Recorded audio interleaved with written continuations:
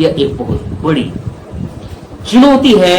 यह चुनौती केवल और केवल प्रदेश स्तर की सरकारें को ही नहीं, यह चुनौती देश के केंद्रीय सरकारें और उसमें अहम पदों के मंत्री और सांसद में भी है। हम समझते हैं कि यह जो विश्लेषण है वो सभी को जरूर चोट करेगा, लेकिन ये चोट नहीं बल्कि बाबा साहब के द्वारा दिए हुए संवैधानिक अधिकारों की बात है, जो मैं राइट टू स्पीच के अंतर्गत रख रहा हूं। मैं समझता हूं कि बुद्धिजीवी लोग इस पर जरूर विचार करेंगे, समझेंगे और इस बातों को एक चर्चा का संदर्भ बनाएंगे। बाबा साहब का कथन है, यदि हमारा समाज केवल विजातीय या सम्मिश्र भी होता तब भी कोई बात नहीं। ऐसी कैटेगरी के अंतर्गत आने वाले जातियां भी बाबा साहब के द्वारा संवैधानिक अधिकारों का लाभ लेने के बाद जातियों को ढो रहे हैं। जैसे लगता है कि उन्हें जातियां की वजह से ही उन्हें जीवन में विकास करने का मौका मिला है। बहुत ही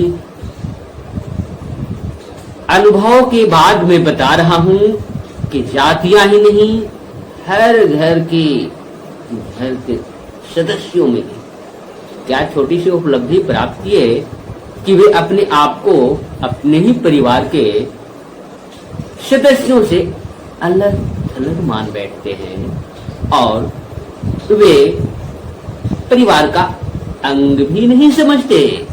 इस भारत में जाति प्रथा उन्मूलन शीर्षक के अंतर्गत बाबा साहब का जो अपना विचार है, वो विचार रखने के पहले उन्होंने दुनिया के विद्वानों के द्वारा भी जाति प्रथा के संदर्भ में रखी गई बातों को भी उन्होंने यहाँ रखी।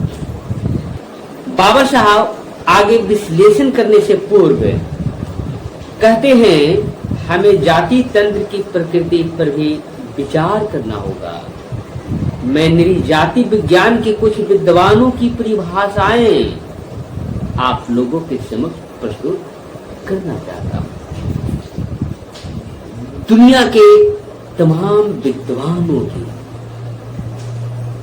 जो जाति परिभाषा है उस पर इस प्रकार से पहले रेफरेंस यानी संदर्भ के तौर पर रखते हैं। उसके बाद वे अपने अनुभव के आधार पर इन परिभाषाओं में कमियां गिनाते हैं और उस कमियों को जोड़ने के लिए वे नए जाति की परिभाषा करते हैं, जिसे आप भारतीय संविधान के अंतर्गत संवैधानिक कैटेगरी के रूप में आप देख, सुन, समझ और जीवन में अगर साहस है तो उतार भी सकते हैं। फिर भी सारी परिभाषाएं एक दूसरे के पूरक है। जो तथ्य एक विद्वान ने छोड़ दिया है उसे दूसरे ने दर्शाया है। मैं केवल उन सूत्रों पर विचार रखूंगा और उनका मूल्यांकन करूंगा जो उपर्युक्त परिभाषाओं के अनुसार सभी जातियों में समान रूप से पाए जाते हैं, जो जाति की खासियत मानी जाती है। कहने का मतलब कि बाबा साहब का जो दृष्टि है वो बिल्कुल इस बात से ये साफ साफ स्पष्ट होता है कि वे कभी भी किसी भी बातों को लेकर प्रतिक्रियात्मक रूप से बात नहीं रखेंगे। वे हमेशा सभी लोगों के हित को ध्यान में रहकर निष्पक्ष रूप से तथ्यों को प्रामाणिकता के साथ रखते हैं, क्योंकि उन्होंने ये बात स्पष्ट कहे हैं कि मैं केवल उन सूत्रों पर विचार रखूंगा और उनका मूल्यांकन करूंगा जो उपर्युक्त तमाम विद्वानों की परिभाषाओं के अनुसार सभी जातियों में समान रूप से पाए जाते हैं, जो जाति की खासियत मानी जाती है। इसी के साथ हम आज का बाबा साहब के संपूर्ण बाड़मेर का खंड का जो छूटा हुआ अंश था उसको मैं समाप्त करता हूं। आप इस तरह के बाबा साहब के राइटिंग और स्पीच के जो कंटेन है उसे सुनने समझने के लिए आप पुनः इसी चैनल पर जुड़े रहें। आपको इसी तरह से बाबा साहब के राइटिंग और स्पीच की जो बातें हैं उसको रखेंगे और उसके आधार पर वर्तमान परिवेश से भी मैं आपको अवगत कराऊंगा। जैसा कि आप सभी जानते हैं कि वर्तमान समय में हमारा देश में संवैधानिक आधार पर भागीदारी की जो बातें होती है उसमें सभी पार्टियां अपने अपने स्तर से सभी जातियों को संविधान के आधार पर भागीदारी के साथ उसका विकास कराने के दावे करते हैं।